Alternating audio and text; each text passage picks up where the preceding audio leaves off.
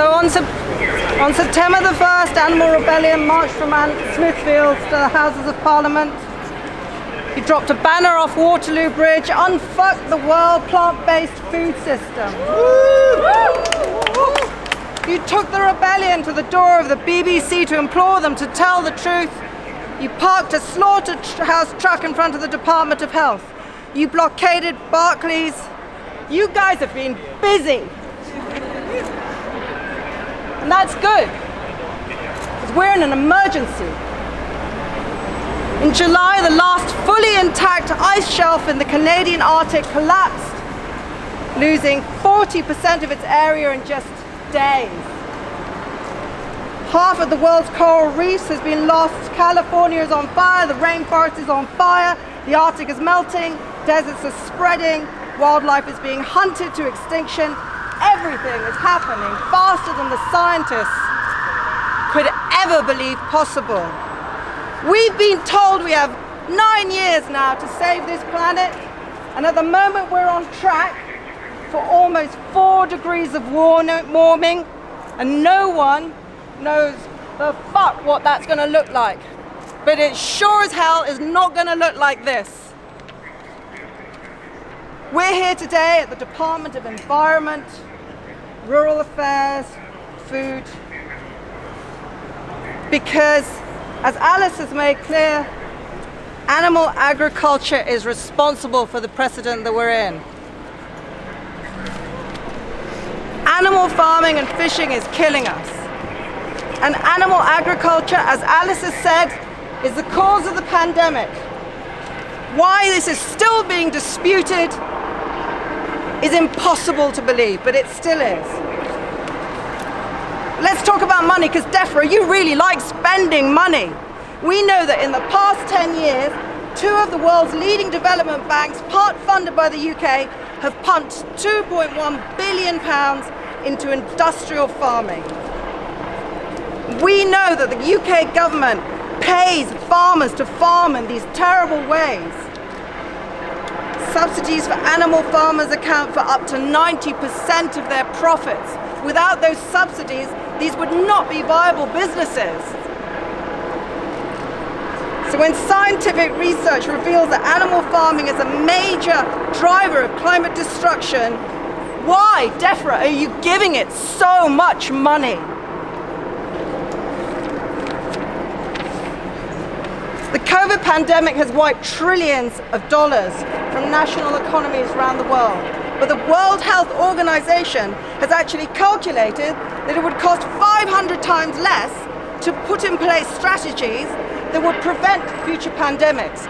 These strategies include expanding wildlife trade monitoring programs, investing in efforts to end wild meat trade, investing in policies to reduce deforestation, fighting the transmission of disease.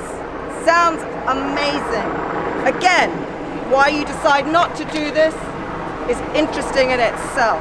And of course there are other lives that we could save. Those 76 billion animals born in darkness, raised in darkness, killed too young. And in every speech I give, I've made a decision to tell you the story of one of those animals, and it's not to upset you, and it's not to make it all sound too dramatic. It is to tell just one of these 76 billion stories. The story I tell today is the British calf, unweaned, shipped to Spain, dying in the mud on a Spanish farm, thousands of miles away from her mother.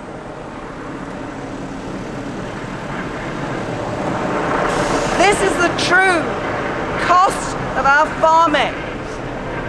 We have to tell their stories. And to the calf and her mother, I say this: we will never stop telling your stories. And to you and to all the other children of the earth, we say this: we are so fucking sorry. And we are trying today. Hold on. We are almost there. There's a quote by an astrophysicist, his name is Hubert Reeves, and he said this: man is the most insane species. He worships an invisible God and destroys a visible nature, unaware that this nature that he destroys is this God he's worshipping. And I am an agnostic. I don't know what the fuck's out there. But this quote really speaks to me because I am in complete awe of the majesty, the grace, the generosity, the complexity of the natural world and the beautiful animals that we seem to be slaughtering by their billions every day. The forests are our true cathedrals and the animals are our true guides, and every story outlining another aspect of their destruction is a knife to the heart. A knife to the heart of humanity, a knife to the heart of the planet, a knife to the heart of our children's futures. We ignore the beauty around us at such enormous peril. We are losing so much for so little. So we're here to say, it's actually too late to save the planet. The world as we know it is over. Never again will we just walk down the street, not worried about who's breathing on us, who's too close to us. It's God. But the question is, will we choose a different path? Will we finally start to respect the science? Will we make the right decisions for people, planet, animals? Will we confront the challenges that are coming to us with kindness and compassion?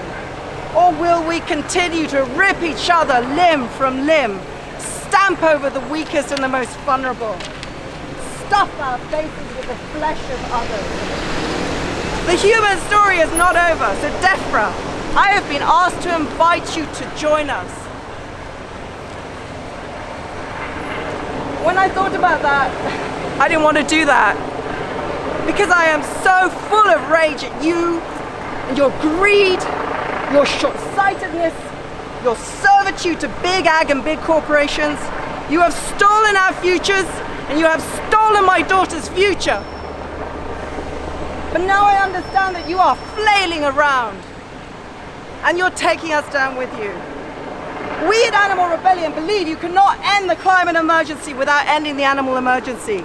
There can be no climate justice without animal justice. We will continue to fight against the tyranny of silence and complicity. We will keep saying that the price that the animals and the planet pays for what we put on our plates, it's too high.